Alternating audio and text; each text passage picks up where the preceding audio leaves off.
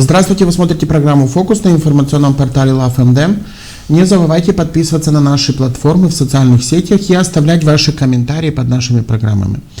Наша программа выходит уже практически в преддверии окончания 2025 года.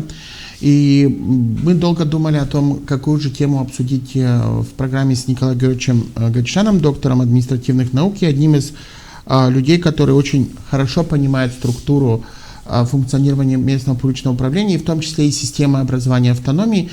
Ну да, и решили, что мы, когда говорили с вами о бюджете автономии, не успели тогда поговорить о очень важной, на мой взгляд, теме, ну, скажем так, сердцу всей Гагаузии, это гагаузскому языку. Как бы будем говорить, наверное, на русском, хотя можем переходить и на гагаузский, для того, чтобы нас понимало больше количество людей. Почему? Потому что тема гагаузского языка в последние годы стала, не сходит с каких-то информационных поводов, и мы видим, что центральные власти Республики Молдова все чаще как бы обращают внимание на функциональность гагаузского языка. И тот аспект, что в 2010 году ЮНЕСКО включила гагаузский язык в список исчезающих языков, этот момент, и в том числе функционирование гагаузского языка самой Гагаузии, потому что в 1994 году, мы помним, закон об особо-правовом статусе автономии, одна из главных функций и задач гагаузской автономии это было сохранение все-таки гагаузского языка и гагаузской культуры. К чему мы пришли, мы все знаем, как бы, и сейчас как бы говорить на эту тему, наверное, даже особо и смысла нет, потому что мы видим и понимаем, что гагаузский язык не получил того широкого распространения, который заслуживал и должен был бы получить, и наоборот мы имеем тенденции к тому, что он еще меньше используется как даже в обычной жизни жителей автономии. И прежде хотел бы, как мы начнем говорить о проблемах, все-таки сказать о том, что в 2018 году по инициативе депутатов Жекова, Екатерины Елены Карамит и Михаила Железогла был принят закон о расширенной сфере применения гагаузского языка. И, в принципе, закон, достаточно был хорош. Он предполагал ряд положений и предполагает, потому что закон никто не отменял, в том числе там преподавание нескольких предметов на гагаузском языке.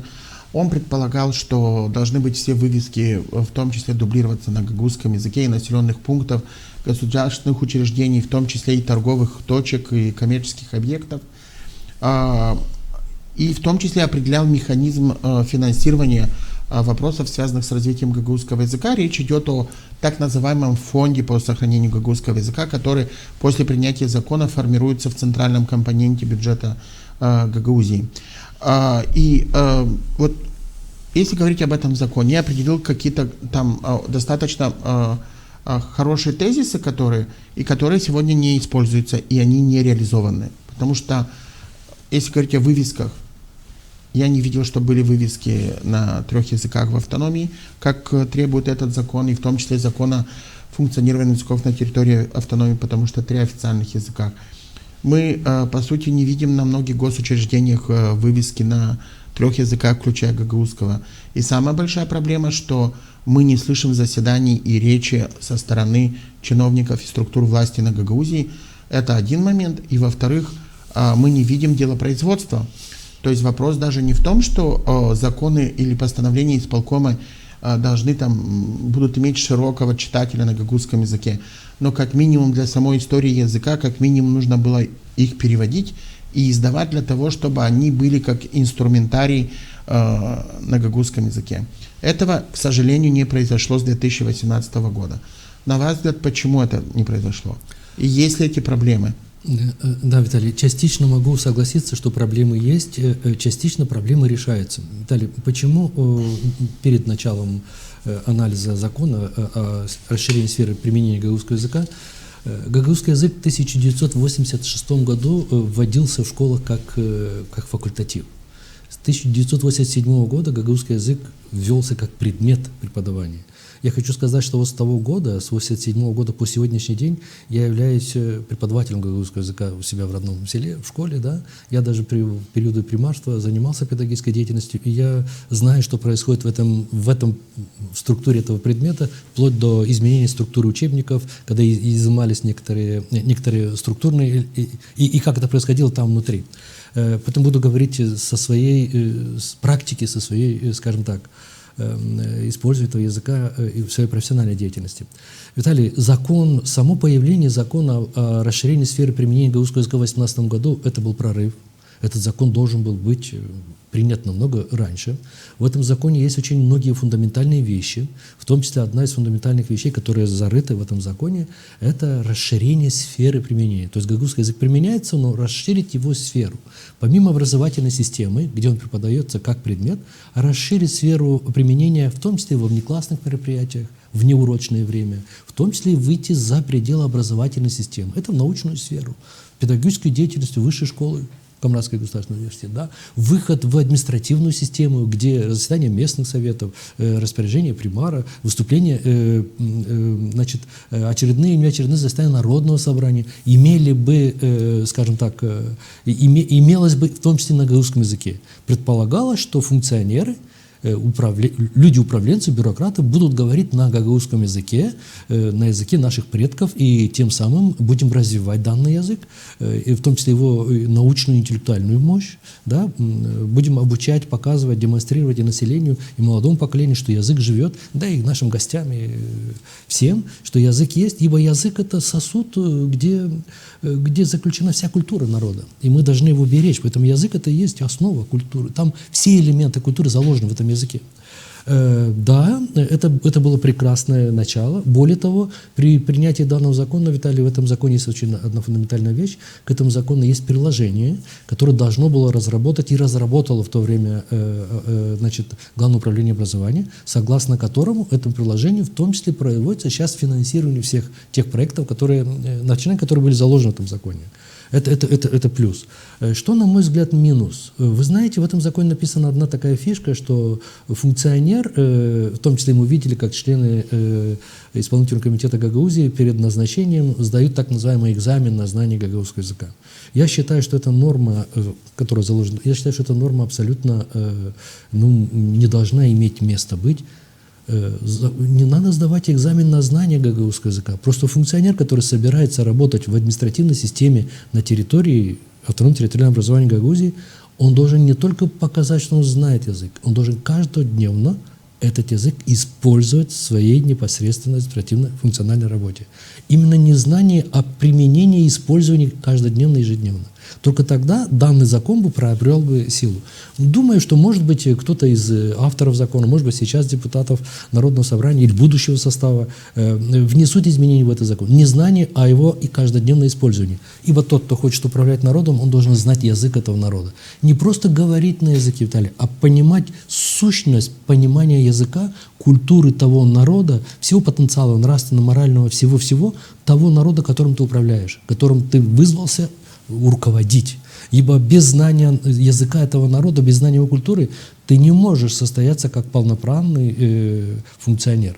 И хотел бы здесь сказать, что использование этого языка привело бы к качественному изменению содержания самого языка. Не с турецко-азербайджанским акцентом, с приправами этого, а на чисто гагаузском языке. Мы же имеем опыт и управления, и первое лицо научно-исследовательского центра, да, и другие функционеры, вы знаете, когда говорят вроде бы на гагаузском языке, но 50% речи это, по сути дела, турецкий язык, не гагаузский язык. Меня, как знатока языка гагаузского, меня это коробит. Я бы хотел, чтобы со мной на гагаузском языке говорили на гагаузском языке.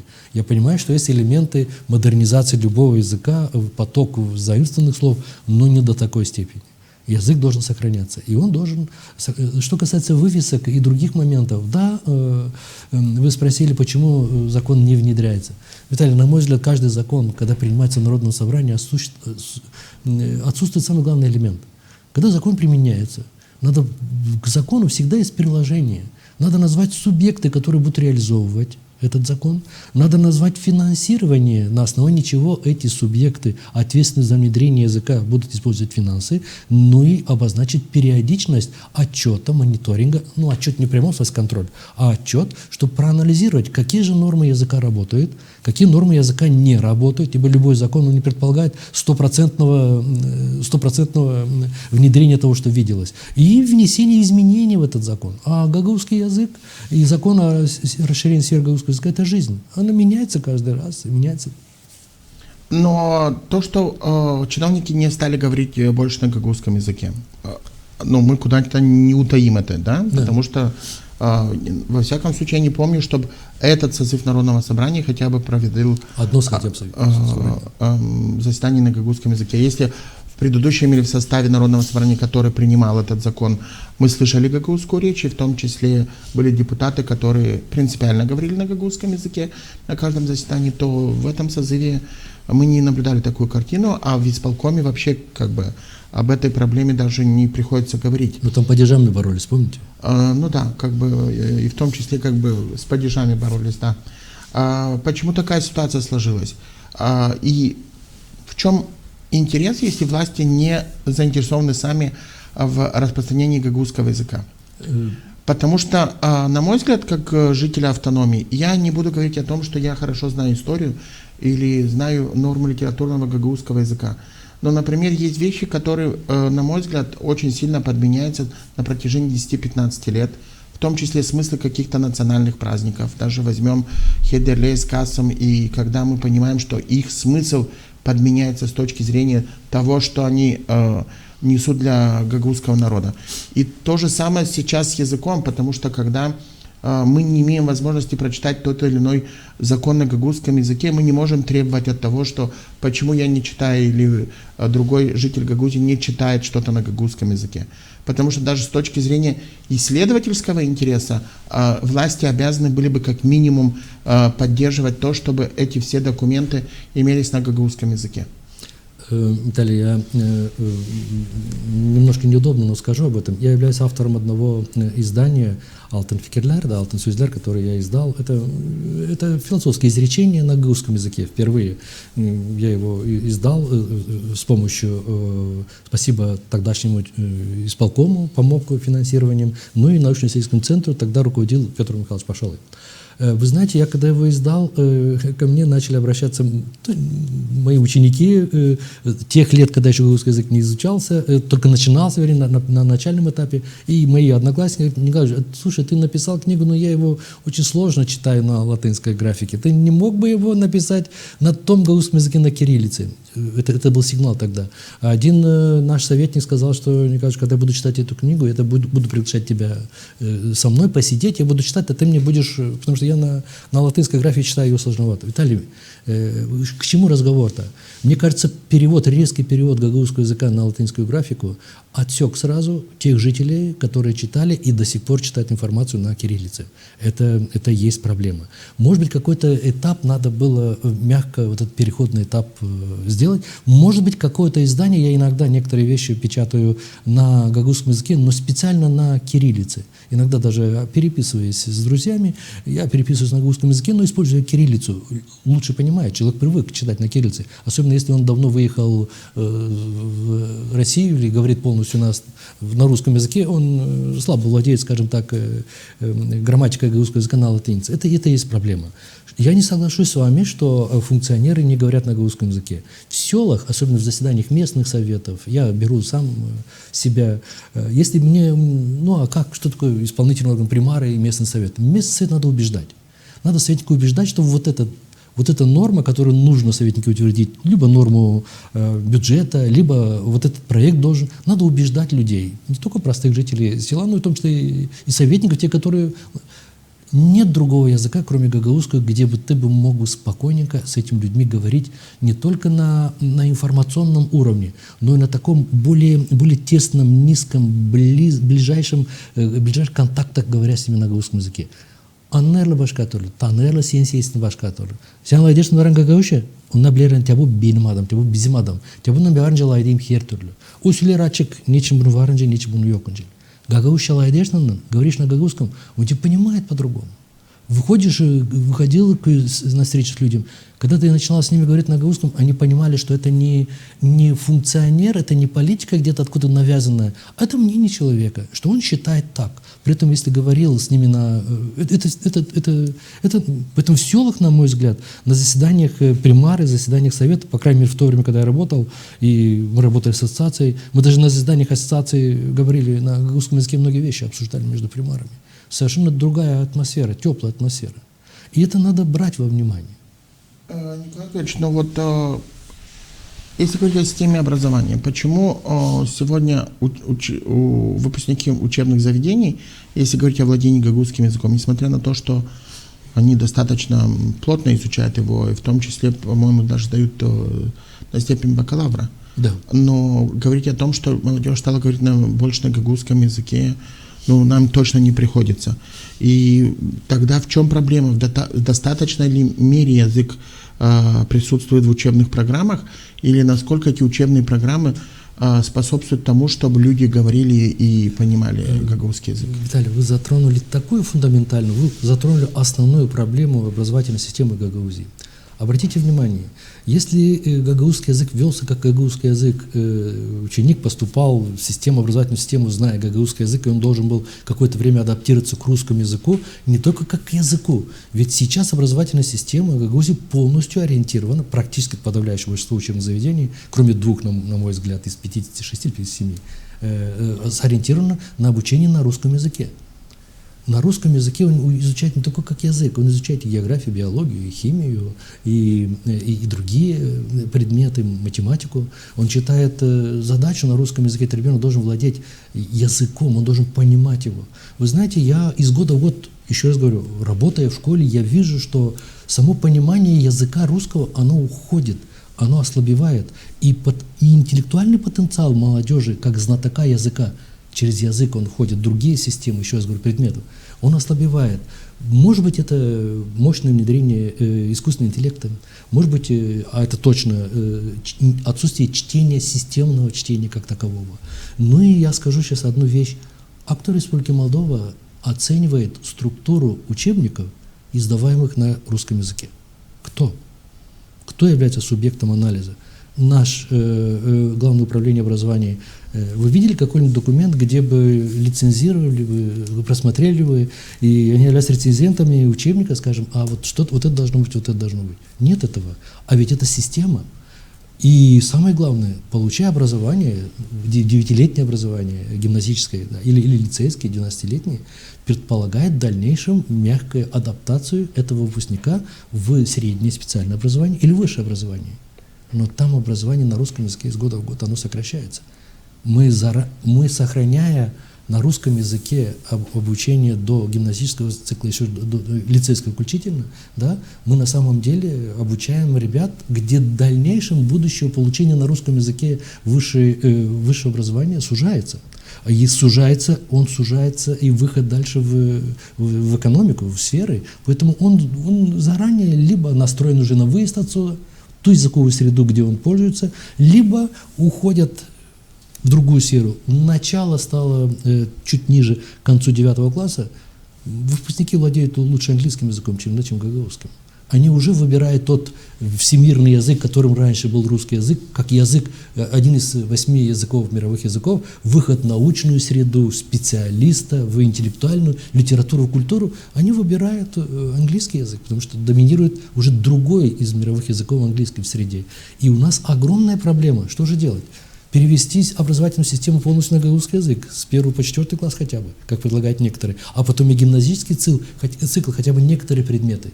Но тут возникает вопрос. Пока мы переводим некоторые предметы на обучение на гагаузском языке, естественно, фактически часовой уменьшается доля изучения русского языка, который, еще раз говорю, ребенок через русский язык выходит к другим предметам, к другим наукам. У него ослабевает этот интерес, и у него ресурсы ослабевают как таковые. Сразу перевести полностью на изучение гагаузского языка – вопрос. В дальнейшем получение среднеспециального и высшего образования в Республике Молдова полностью отсутствует. И в Гагаузии тоже, несмотря на техникум, на открытие колледжа информационного и тому подобное, что будет сделано. Мы стоим на пороге очень большой проблемы, которую надо обсуждать. И надо думать, что же мы будем делать с языком. Мы не можем отойти от языка. Мы не можем его полностью, скажем так, снять с образовательных программ. Но язык, ведь он живет не только в образовательной среде. Он должен жить везде. И в системе обслуживания, представления публичных услуг. Да? В любых, везде гагаузский язык должен быть. Николай Григорьевич, вот возвращаясь к закону о расширенном функционировании гагаузского языка, потому что он в том числе предполагал и ряд предметов преподавания на гагаузском языке. Вот сохранилась ли эта практика по сегодняшний день и дала ли она, на ваш взгляд, какой-то результат позитивный?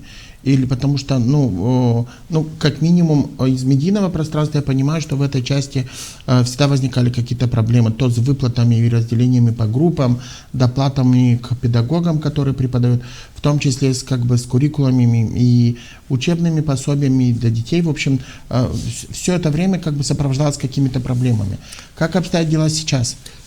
Посмотрите, в регионе, да и в республике, у остальной части Республики Молдова, эта же проблема, что и в Гагаузии.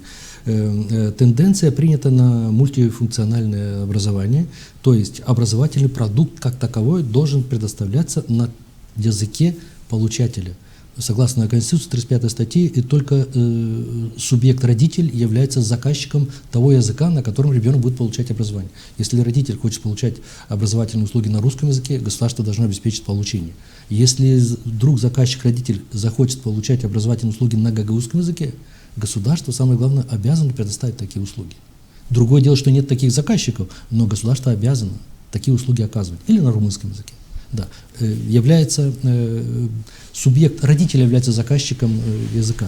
Теперь посмотрите, Виталий, что касается здесь да, некоторые предметы, скажем, изобразительное искусство, технологическое воспитание, проще говоря, рисование, там, труд и тому подобное, да, поощряется, и в 5 классе в этом году в гимназиях автономного территориального образования в некоторых школах некоторые предметы ведутся, поощряется введение на 2 языках. Почему?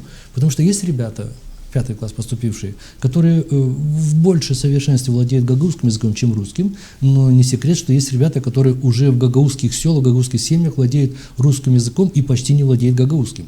И тот поток услуг информационных по этим предметам учителю в рамках одного и того же урока дается право объяснить некоторые вещи на гагаузском языке, некоторые вещи на русском языке.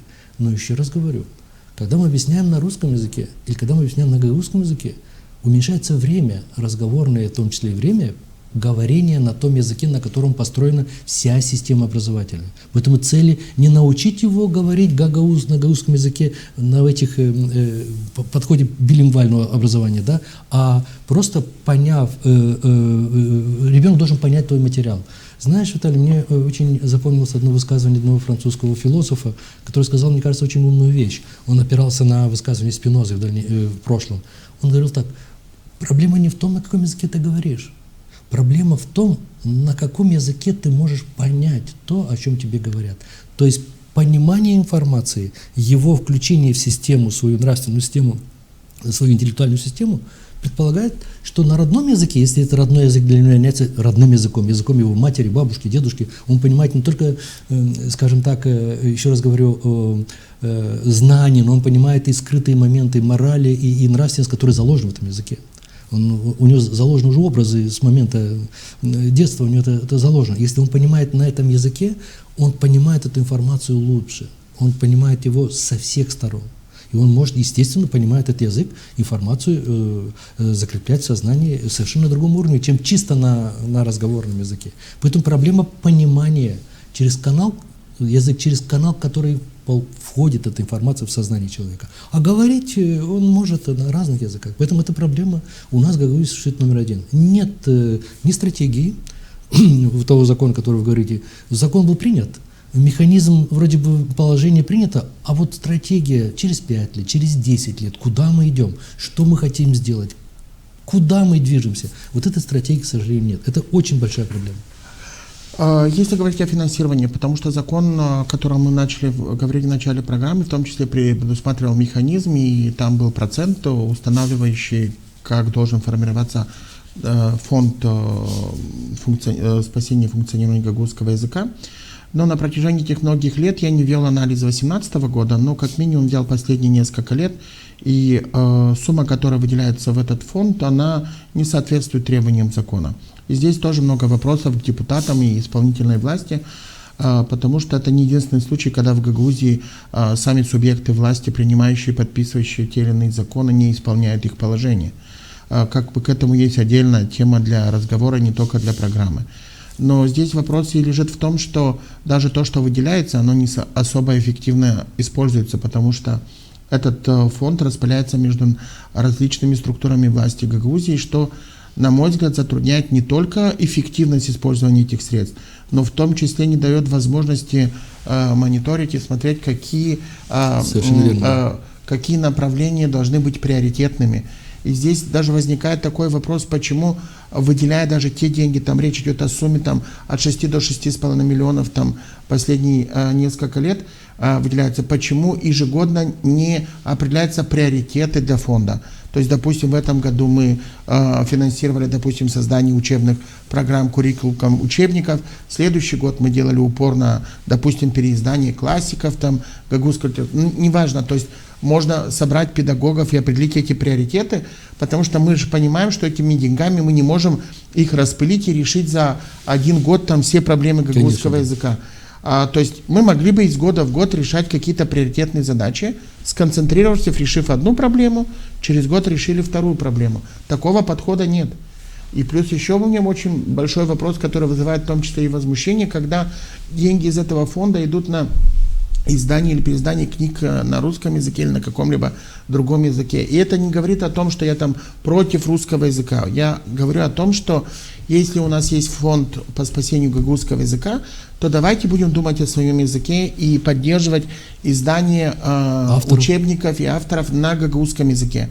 И если даже пусть это будут русские авторы, но переводите их на гагаузский язык, чтобы вы могли расширить как минимум базу языка или дать возможность быть разным источником на этом языке. Почему этот подход не применяется? Почему власти из года в год не исполняют собственные законы? Не исполняет закон, наверное, в силу, наверное, слабого знания. Вообще незнание не только закона о расширении сферы применения гагаузского языка, но и незнание, как законодательство вообще претворяется в жизнь. Механизм. Ведь каждый закон имеет свою специфику по содержанию, но по форме его внедрения в жизнь она одинаковая. Должны быть субъекты, еще раз говорю, финансирование и контроль. Правильно заметили, Виталий. В законе четко написано, что 2% от общего бюджета собственных доходов должно закладываться на развитие гагаузского языка. В нынешнем бюджете оно должно было быть около 8 с лишним миллионов. Заложили 6,5. Окей, 6,5 миллионов. Но посмотрите, кто этими финансами распоряжается? Около 2 миллионов Главное управление образования, почти 800 тысяч это научно-исследовательский центр, почти 1,5 миллиона с лишним, там 1 600 000 000, если мне память не изменяет, управление культуры. Вот распределили этот фонд по этим субъектам. А кто один из субъектов, кто администрирует, кто смотрит, как вы говорите, кто контролирует, кто направляет, кто анализирует, куда тратятся эти финансы, куда запланировали? У меня этот вопрос возникает до сих пор. Кто?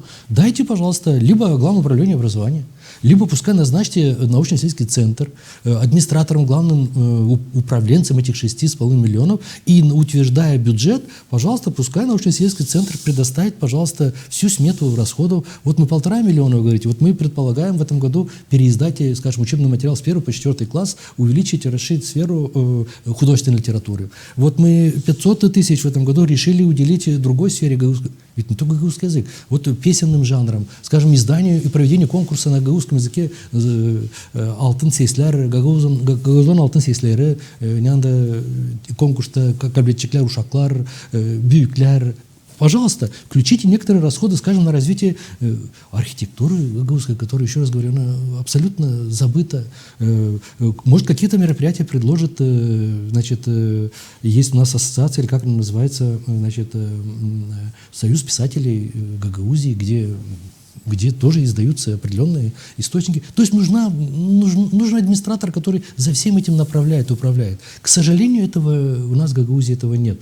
Но если такого нет, то тогда выходит, что к концу года или хотя бы один раз в течение года Народное собрание должно заслушать процесс внедрения этого закона, и пускай эти субъекты, которых я минимум 3 назвал, это Главное управление образования, это Управление культуры, научно-исследовательский центр, помимо отчета, предоставления статей расходования, мы бы должны были бы услышать их мнение, а как они видят расходование этих финансовых средств. Пускай докажут нам, докажут, это, может быть, неудачное понятие сейчас, но давайте полемизировать, давайте говорить о том, а может быть, как вы говорите правильно, а может быть, мы 6 миллионов в этом году полностью направим на развитие, вот именно наведем порядок в песенном жанре и в литературе, да, а потом на будущий год мы возьмемся за учебно-методическую литературу. То есть вы правы, финансов не хватает на все отрасли. Ну и самое главное-то, язык-то, программа-то, закон-то должен направлен не только на изучение гагаузского языка, а как данный язык взаимодействует с другими языками. Посмотрите, Виталий, 32 миллиона в этом году центральный бюджет Республики Молдова заложил для преподавания гагаузского языка в школах. 32 миллиона. В школах и в садиках гагаузский язык изучается за счет центрального бюджета Республики Молдова. И только 6,5 миллионов регион вставляет в эту кормушку. А сколько Гагаузия выделила, или Народное собрание, сколько мы выделили финансов для изучения румынского языка из регионального бюджета? Мы же говорим о том, что мы не знаем румынский язык, и наши дети не могут быть конкурентоспособными в национальной экономике. А сколько мы внедряем? 0. Ни одной копейки. Мне кажется, за все время изучения существования Гагаузии нет. Вы правильно сказали, что научно-исследовательский центр есть. Некоторые издания были изданы на румынском языке. Никто об этом не знает. Ни один депутат, ни один житель Гагаузии не знает о том, что вдруг научно-исследовательский центр решил издать книгу автора на румынском каком-то другом языке. Какой целью? С целью его включения в образовательный процесс Гагаузии? Окей, объясните, что это так. Пожалуйста, может быть это и нужно было. Но объясните, открытость системы должна быть. Если говорить о перспективах, вот завершая нашу дискуссию сегодняшнюю, как бы вы ее оценили? Позитивную или больше все-таки с точки зрения рисков и негативного развития сценария? Процесс внедрения тоже не то понятие, хочу найти быстренько другое слово. Процесс гармонизации или вклинивания гагаузского языка в нашу среду, нельзя, Виталий, говорить, что оно не происходит. Посмотрите, все-таки различные конкурсы, участие танцевальных коллективов на международной арене, все-таки проведение национальных праздников Хедерлес и Касан, да, все это происходит вроде бы, и концерты на гагаузском языке, и все-таки издание некоторой научно-популярной литературы происходит за счет средств. Конечно, не так, как нам бы хотелось бы, да. Что я вижу здесь в перспективе? Очень много времени удается, очень много ресурсов удается в форме. Костюмы через год обновляем, фотографии, да, конкурсы, собираемся, шарап йортусо, форма у нас есть, а вот внутреннее содержание, качественное содержание литературы, качественное содержание исследовательских работ по гагаузскому языку или посвященных Гагаузии, посмотрите, которые бы имели бы резонанс, само направление, на мой взгляд, оно отсутствует. Перспектива есть, это акцентировать Народному собранию, исполкому полностью, я думаю, что 2% бюджета это 0, 50% собственных доходов, это 200 миллионов минимум, должно направляться на сохранение и развитие отдельных отраслей культуры. Еще раз говорю, не просто языка. Есть песенный жанр, есть литература, есть архитектура, есть много других направлений, составляющие сферу культуры как таковой, не только главное направление культуры. И надо решить, второе, надо решить все-таки с главным административным органом, который эту политику будет проводить. Конечно, Народное собрание, его комиссия по развитию культуры и науки, да, оно как законодательный орган имеет отношение к мониторингу и контролю, да, но нужен административный орган, который бы нес бы ответственность. Либо это будет Главное управление культуры, полностью, совсем, да, образование, свою сферу, но нужен административный орган, который знает всю школу, весь механизм финансирования всех отраслей культуры. И ответственно и подотчетно законодательным органам. Я благодарю вас за то, что вы сегодня нашли время. И, конечно, мы не говорили на гагузском языке, хотя, наверное, было бы правильнее обсуждать на гагузском языке, но хотела, чтобы нашу дискуссию услышали в том числе не только носители гагузского языка, потому что сегодня тема гагузского языка стала в том числе предметом определенных спекуляций на политическом уровне, и мы это видим. Поэтому хотелось бы, конечно, чтобы эти дискуссии слышали и все заинтересованные стороны, потому что Гагаузия остается составной частью Республики Молдова, и проблемы сохранения гагузского языка в том числе являются проблемой центральных органов власти страны, потому что у Гагаузии другого территориального своего образования нет, кроме как на территории Республики Молдова. Поэтому здесь у властей Молдовы в том числе есть определенная историческая миссия, в том числе, чтобы создавать равные условия для всех народов, проживающих на территории страны. Я напомню, что вы смотрели программу «Фокус». Сегодня мы говорили о функционировании и месте гагаузского языка в жизни гагаузской автономии. Подписывайтесь на наши платформы в социальных сетях и оставайтесь с LoveMD.